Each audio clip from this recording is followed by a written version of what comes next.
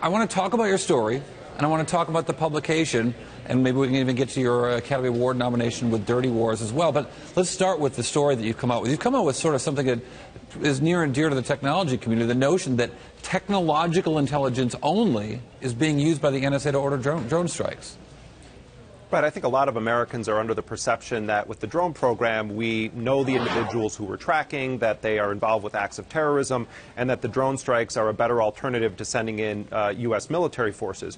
What we found in our investigation that in part is based on two sources from within the U.S. military that worked on the drone program, as well as documents provided to us by the NSA whistleblower Edward Snowden, what we determined is that in many cases, what the U.S. military or the CIA are doing is simply using the metadata provided by the NSA's satellite technology or fake cell phone towers that have been put on the bottom of drones that are used to track down either SIM cards or handsets of mobile phones. And in many cases, the U.S. does not even know the identity of the individuals using these phones or in possession of the phones. They simply have built a web of their social network tracking, and they're basically targeting people on the metadata. Where was this phone? Who is this phone in contact with? And if enough of the what they call selectors are ticked off, then these people can be cleared for a drone strike. So in many cases, the U.S. is actually targeting people because of the metadata activity and not necessarily because they know that they are a terrorist involved with criminal activity. Yeah, the notion that technology has its limits, right? I mean, it's as old as the NSA, the humans versus the SIGINT, the human intelligence versus the signal intelligence. Is this a sort of the mastery of signal intelligence, of technology over human intelligence? Well, you know, the U.S., going back to the beginning of the founding of the Republic, in some form or another used signals intelligence, and it's always been a major part of U.S. military operations. But what we're seeing now with the rise of the use of drones and the ability of the NSA to tap into fiber optic cables around the world, to penetrate mobile phone networks, to track SIM cards to within a few feet of the user, is that I think we're entering an age of sort of pre-crime where people can have a profile built on them based on their usage of their computers, of their electronic devices, and instead of actually knowing the identity of the individual, we're targeting them based on the activity that they're engaged in on the internet or with their handheld devices. It also seems that the sales of what was once the sales of arm merchants and sort of military businesses is a lot more of the companies that we cover here up in Silicon Valley. Those are the companies that are providing the tools for this kind of research by the NSA.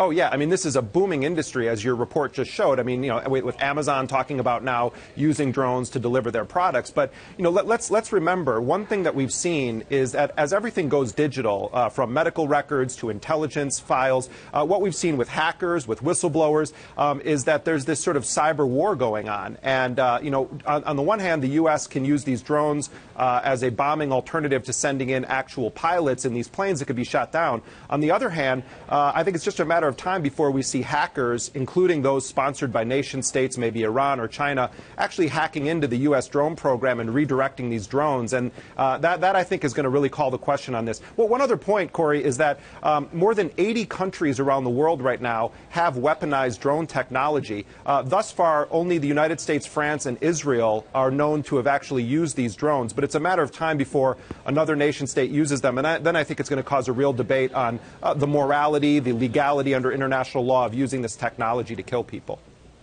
So I want to switch to talk about your publication. I think The Intercept's a very interesting thing. Pierre Omidyar, of course, eBay founder, backing it. You and Glenn Greenwald founding the publication. Glenn Greenwald, of course, has come to be known internationally for his breaking of the NSA PRISM story.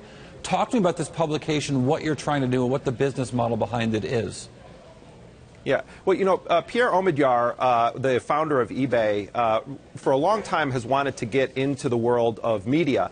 And it's interesting, it was sort of fortuitous. At a time when Glenn Greenwald and myself, about 6 months ago, were talking with our colleague Laura Poitras about building a news organization that would have an inherently adversarial posture toward the state when it came to violations of the First Amendment and the Fourth Amendment of the Constitution.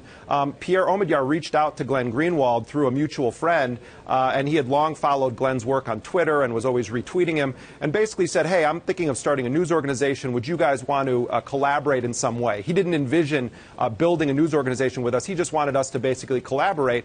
And Glenn and I were in Rio at the time where Glenn lives, and we had a conversation that night and said, you know, let's pitch Pierre on this idea that we could work with him and to try to build a news organization. And so at first we were talking about building this much broader picture news organization with sports and entertainment and politics and then our national security reporting. But what Pierre and his team came up with, I think, is a brilliant idea, and that is that Pierre is going to create, under the First Look Media banner, several digital magazines that are each going to be led by seasoned reporters or journalists in that area, and they're going to build infrastructure around those individuals. And so The Intercept is the first site that Pierre has launched, and that's the site that's being edited by myself, Glenn, and Laura Poitras. Jeremy, really quick, we just got 30 seconds here, but you've got a movie, a Dirty Wars documentary, nominated for an Academy Award. Do you imagine that as part of what you're doing at Intercept as a multimedia approach? Oh, yeah, absolutely. We're at the beginning stages of this. We envision working with all kinds of visual data activists to do data visualization to accompany our pieces. Laura Poitras is also an Academy Award nominee and a filmmaker. We're going to build a film division.